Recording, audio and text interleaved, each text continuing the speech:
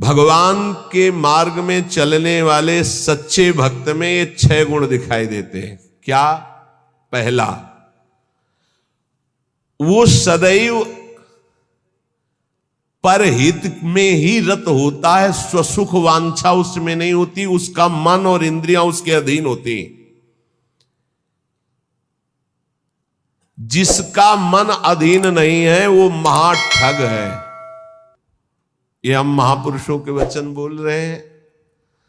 जिसका मन अधीन नहीं है वो महाठग है। दैवी संपत्ति को चुरा करके आसुरी संपत्ति को प्रकट करना इस मन रूपी महाठग का प्रभाव है। जिसका मन अधीन नहीं है वो आसुरी संपत्ति वाला है। नाना प्रकार से सत भजन रूपी धन का अपहरण करवाता है मन काम क्रोध आदि से मिल करके। इसलिए जो भक्त होता है सबसे पहले इस महाठग को अपने अधीन करता है, मन को। उसकी हर बात का अनादर करके सदगुरु की बात से इस मन को वश में किया जाता है, मन की बात का अनादर करके। और जो मन के अनुसार चलता है वो स्वयं महाठग अपने को ठगा करके ऐसे कार्य करता है जिससे पछताना पड़े। तो भक्त का पहला लक्षण है मन विजयी, स्वसुख वांछा का त्यागी, पहला लक्षण है इसमें जो वर्णन कर रहे हैं। दूसरा है भक्त मृत्यु विजयी होता है। मन विजयी, इंद्रिय विजयी, और दूसरा मृत्यु विजयी। वो हर समय सच्चिदानंद भगवान के चिंतन में इतना निमग्न रहता है कि उसके अंदर से मृत्यु का भय खत्म हो जाता है, मरने का भय खत्म हो जाता है। मन और इंद्रियां अधीन और मृत्यु के भय से मुक्त, भक्त का लक्षण। जिए काल बस ना परे, समुझ जियाए शरण ते डरत ना काल डर, शुद्ध भक्त का लक्षण। तीसरा, सदैव गुरुदेव और भगवान के अनुकूल ही कार्य करने वाला, जिससे गुरुदेव की आज्ञा पालन और भगवान की प्रसन्नता हो, उसके अलावा कोई भी अन्य कार्य उस भक्त के द्वारा नहीं हो सकते। अर्थात तस्मात् शास्त्रम प्रमाणन्ते कार्याकार्यो व्यवस्थितो। उसके आचरण साधुता के अनुकूल, गुरु के अनुकूल, शास्त्र के अनुकूल, भगवान के अनुकूल। श्री कृष्ण अनुकूलेन प्रतिकूलस्य वर्जनम, प्रतिकूलस्य वर्जन, प्रतिकूल को त्याग दिया, विसर्जनम पूर्ण रूप से त्याग दिया। पहला है मन और इंद्रियों को वश में करने वाला। अगर मन और इंद्रियों को वश में नहीं किया तो महाठग होगा, क्योंकि मन बहुत ठगी है। वो सारी देवी संपदा को चुराकर आसुरी संपदा प्रकाशित करता है, इसलिए उसका स्वभाव ठगी हो जाएगा। जो मन और इंद्रियों को वश में नहीं किया, ठगी का मतलब पाखंड, बाहर से बड़ा और अंदर से पोला। अंदर से वही काम क्रोध लोभ मोह मद की प्रवृत्तियां, वही धन, वही भोग वासनाएं।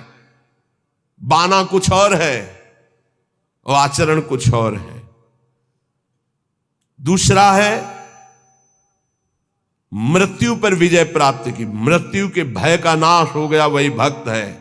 पहला लक्षण शरणागति में आता है निर्भय, मृत्यु का भी भय खत्म हो गया है। तो जो साधक है वो चल रहा है, लेकिन वो मृत्यु से थोड़ी डरता है, वो तो चल रहा है प्रभु की तरफ। और जो प्रभु का भक्त हो चुका है उसके अंदर मृत्यु का भय कैसे होगा। तीसरा, भूल न दे कुमारक पाऊं। गुरु और इष्ट के प्रतिकूल आचरण बन ही नहीं सकता भक्त के द्वारा। वो सदैव गुरुदेव की आज्ञा और इष्ट देव की प्रसन्नता पर ध्यान रखकर कार्य करता है। चौथा, सदैव देखता रहता है कि मेरे गुरुदेव, मेरे इष्ट देव मुझे देख रहे हैं। मैं जो भी आचरण कर रहा हूं मेरे गुरुदेव देख रहे हैं, मेरे इष्ट देव देख रहे हैं। एक शिष्य बनने के लिए 2 लोग गए। गुरु ने दोनों को तरबूजे दिए, कहा एक तुम जाओ ऐसी जगह से अमनिया करो जहां कोई देख ना रहा हो, ऐसी जगह जाके काटो जहां कोई देख ना रहा हो। एक आए थोड़ी देर में काट के बैठ गए, बोले उसको भी आ जाने दो। शाम तक घुमा, लौट के ऐसे ही पूरा रख दिया, जिससे अमनिया की हुई बैठे थे, उनसे पूछा कि तुम बहुत जल्दी आ गए मनिया करके, कहाँ? बोले प्रभु एक ऐसे एकांत स्थल में गया, आसपास देखा कोई नहीं था, चिड़िया भी नहीं थी, वहां से काट के ले आए। अच्छा आप क्यों नहीं शाम तक घूमते रहे? बोले प्रभु मुझे कोई ऐसा स्थान नहीं दिखाई दिया जहां आप न हो। आपने कहा था कोई न हो, तो मुझे कोई ऐसा स्थान नहीं दिखाई दिया, क्योंकि अखंड मंडलाकारम व्याप्तम चराचरम, आप चर अचर में व्याप्त मेरे गुरुदेव हैं, मेरे गुरुदेव देख रहे हैं, इसलिए आपने कहा था कोई न देख रहा हो, तो प्रभु हर समय आप मुझे दिखाई दे रहे थे, इसलिए मैंने काटा। जो काट लिए थे उनसे कहा कि तुम तरबूज पाओ और निकल लो, तुम्हारी दीक्षा नहीं होगी। और जो नहीं काटे थे उनसे कहा तुम दीक्षा के अधिकारी हो। ये चौथा, जो हर समय ये देख रहा है कि मेरे गुरुदेव मुझे देख रहे हैं, मेरे इष्ट देव मुझे देख रहे हैं, मैं जो भी आचरण कर रहा हूं मेरे गुरुदेव देख रहे हैं। पांचवा, ये भक्त का लक्षण, अपने परिवार से तनिक भी मोह ना होना। भगवत, चाहे गृहस्थ हो चाहे विरक्त, भगवत भाव होना, मोह ना होना। मोह गए बिनु राम पद होई न दृढ़ अनुराग। भगवान की ही तरफ हर वृत्ति, सब में भगवत भाव, मोह किसी से नहीं। और छठवां, महान दुख विपत्ति को आदर पूर्वक मुस्कुरा कर सहना। समझ में आ रहा? ये हैं भक्त के लक्षण। महान दुख, जो गुरु भक्त होता है उसमें दया, नम्रता, साधुओं से प्रेम, दंभ शून्यता, असंगता, निष्कामता, तीव्र वैराग्य, शांति, एकांतवास, केवल भगवान से संबंध, ये 10 बातें जागृत हो जाती हैं जो ये गुरु की शरणागति लेकर के आराधना करता है। सज्जन, साधुजन, भक्तजन उसे ही कहते हैं जो किसी भी माता बहन में काम भाव न देखे, जो किसी से धन लेने की चाह न करे, जो दूसरे के दुख को देखकर स्वयं दुखी हो जाए, और जो हर समय ईश्वर को अपने सामने रखता है, उसे कहते हैं साधु। उसे साधु कहते हैं, चाहे वो गृहस्थ हो चाहे विरक्त हो। फिर किसी भी स्त्री की तरफ काम भाव न करना, दूसरे के धन लेने की भावना का त्याग करना, दूसरे को दुखी देखकर स्वयं दुखी हो जाना, और हर समय ईश्वर के सानिध्य का अनुभव करना। सर्वत्र भगवान है तो यहां भी भगवान है, सबके भगवान है तो मेरे भी भगवान है, सब समय भगवान है तो इस समय भी भगवान है, सबको देख रहे हैं तो मेरे को भी देख रहे हैं। श्री भगवान का अखंड स्मरण, सब में समता का व्यवहार, संतों में विशेष भाव, नम्रता, और प्राण मात्र में भगवत भाव, ये स्वाभाविक भक्त के अंदर आने लगते हैं। जो विषयों का संग्रह, भोगों का चिंतन, दूसरे शरीरों का आकर्षण भोग वासना से, और रुपया पैसा की प्रियता, वो महामूर्ख है, वो भगवान का भक्त नहीं हो सकता। महामूर्ख इसलिए कि मूर्ख उसे कहते हैं जो कबाड़ बटोरता है, बुद्धिमान उसे कहते हैं जो कीमती वस्तु लेता है। कीमती वस्तु हरि नाम में भगवान को छोड़कर कबाड़ बटोर रहा है। भेष बहुत अच्छे व्यापारी का है और कबाड़ बटोर रहा है। भेषधारी हरि के उर सालें, भगवत ऋषि जी ने कहा है। जब तुम्हारे सामने धर्म और भजन की बात आवे तो उसे कल के लिए मत टालिए, तुरंत उसे स्वीकार कीजिए। और जब पाप की बात आवे तो तुरंत कल के लिए टाल दीजिए, उसको लंबा टाल दीजिए। शायद अभी बुद्धि ठीक नहीं है, उसको लंबा टाल दीजिए। लेकिन धर्म और भजन और सेवा की बात जब आवे तो उसे कल के लिए मत टालिए। अभी काल करे सो आज कर, आज करे सो आप पल के में परलय होएगी, बहुर करेगो कब। भोजन की चिंता का तनिक भी भाव भक्त के हृदय में नहीं होता, भोजन कहां मिलेगा। दूसरा, अर्थ की व्यवस्था से जीवन यापन करने का स्वभाव भक्त का नहीं होता। तीसरा, भयानक रोग आने पर मस्ती में कोई फर्क ना पड़े। चौथा, कोई भी संग ना दे तो भी असंग भाव में नित्य मगन रहे। ये भक्तों के लक्षण वर्णन हो रहे हैं। भोजन की चिंता का त्याग, धन की व्यवस्था से जीने की भावना का त्याग, भारी रोग की स्थिति में मस्ती में कोई फर्क ना आवे भक्त का लक्षण, और किसी के भी संग में उसकी कोई रुचि नहीं है, असंगता का उसको सुख है।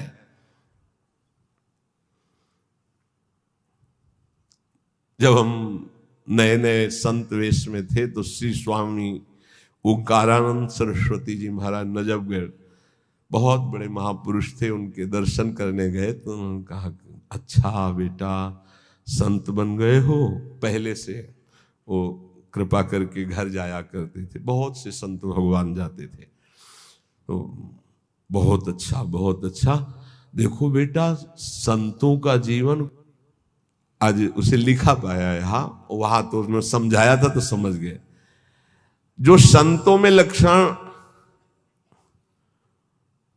तो वो श्वान के 10 लक्षण महान संतों में पाए जाते हैं, ये लिखी है इसमें बात। और वो बात हमको बचपन में बताई थी इससे, इसीलिए जो आप लोग सुनते हैं सब संतों की झूठन है, महापुरुषों के अनुभव, जो छाती का अनुभव सब मिलाकर तभी आपको जो कुछ भी वो तभी अनुभव में आता है। उन्होंने उनके श्रीमुख से, जो ये तो अभी तो बताएंगे, उनके श्रीमुख से कि बेटा, बोले पहला लक्षण, एक बार मैं भिक्षा मांगने गया तो जिसके दरवाजे पे गया तो उसने कहा रुको, रुक गए। क्यों रुके? चल भाग यहां से। मैं चल दिया। वे स्वामी जी रुको रुको रुको, आ जाओ। फिर गए। बोले 7 बार बेटा उसने दबकाया, 7 बार भगाया, 7 बार मैं वापस गया, 8वीं बार उसने भिक्षा दी। ठीक बोले कुत्ते का ऐसा ही स्वभाव होता है, ऐसे करके रोटी डालो, डंडा मारो, फिर चलो, फिर कुछ करो, फिर आ जाएगा। उसको माना अपमान का किंचन मात्र ध्यान नहीं रहता। ऐसे ही महान संतों का स्वभाव होता है। एक स्वभाव कि आप ऐसे करो, फिर तो एक बार देखेगा, फिर लौट के आएगा, फिर आप डंडा हुआ, फिर दबका दो, फिर वो जय बार करोगे तय बार वापस। उसे माना अपमान का बोध नहीं होता। श्वान के ये 10 लक्षण महान संतों में पाए जाते हैं। वो अपनी भूख मिटाने के लिए माना अपमान का ध्यान नहीं करता भिक्षान्न के द्वारा। इसमें केवल इतना संकेत विस्तृत से उन्होंने बताया था। दूसरा, बोले बेटा जब बंदर सर्प को पकड़ लेता है, बोले तुमने देखा नहीं होगा, मैंने देखा, ऐसे वो फण पकड़ता है, पेड़ में ऐसे रगड़ता है, फिर कान में लगाता है, अगर वो सूंघ हुआ जरा सा फिर रगड़ता है उसको। बोले उसके मरने पर भी 100 बार रगड़ता है उसको। बोले मैंने देखा। बोले दूसरा लक्षण संत का है कि वो अपने मन को ऐसे रगड़े जैसे बंदर सांप को रगड़ के मारता, मारने के बाद भी 100 बार रगड़ता है। मरे हुए मन में ही भगवदानंद की उत्पत्ति होती है। पुराने संतों के जो वचन है वो बहुत गूढ़ होते हैं, उनका अर्थ पूरे जीवन भर निकलता रहता है। मन को जिसने मार लिया वही महात्मा, मन को जिसने चेला बना लिया वही जगत गुरु, मन को जिसने परमात्मा स्वरूप कर लिया वही जीवन मुक्त महापुरुष हो गया। सारा खेल इस मन के ऊपर है। तो कह रहे पहला कि भूख मिटाने के लिए माना अपमान का बोध न रखना, जो भी बताया। दूसरा, जैसे श्वान का कोई पर्सनल घर नहीं होता है, पर्सनल घर दरवाजे पे भी पड़ा रहता है। अच्छा, जहां मिला वहां पा लिया, दरवाजे पे पड़ा है, बोले जो भगवदानुरागी विरक्त होते हैं उनका निज ग्रह नहीं होता, वो भगवत ग्रह में वास करते हैं। भगवान जहां वास दे दिए, या भगवान के मंदिर या भगवान के धामों में, या फिर घर के अंदर नहीं वास करेंगे। ध्यान रखना, हमने देखा है कि बहुत से बड़े बड़े महात्मा जन आए, कभी घर में वास करने की बात नहीं। बाहर खपरेला था, उसके नीचे, या स्कूल सामने था वहां, या किसी देवालय में, कभी घर में शयन करने की नहीं। वही जो हमारे महात्माओं की रहनी, उसी को भूला जाता है, इसलिए धोखा खा जाया जाता है। विरक्त होकर गृहस्थों की सैया पर शयन करोगे, अपने आप को संभाल पाओगे, सवाल ही नहीं उठता है। दूसरा बताया कि जैसे श्वान जमीन में शयन करता है, भूमि शयन वलकल वसन, ऐसे महापुरुषों का होता है। जैसे भगवान रखे वैसे जीवन यापन करते हैं, अपनापन कहीं नहीं है प्रभु के सिवा।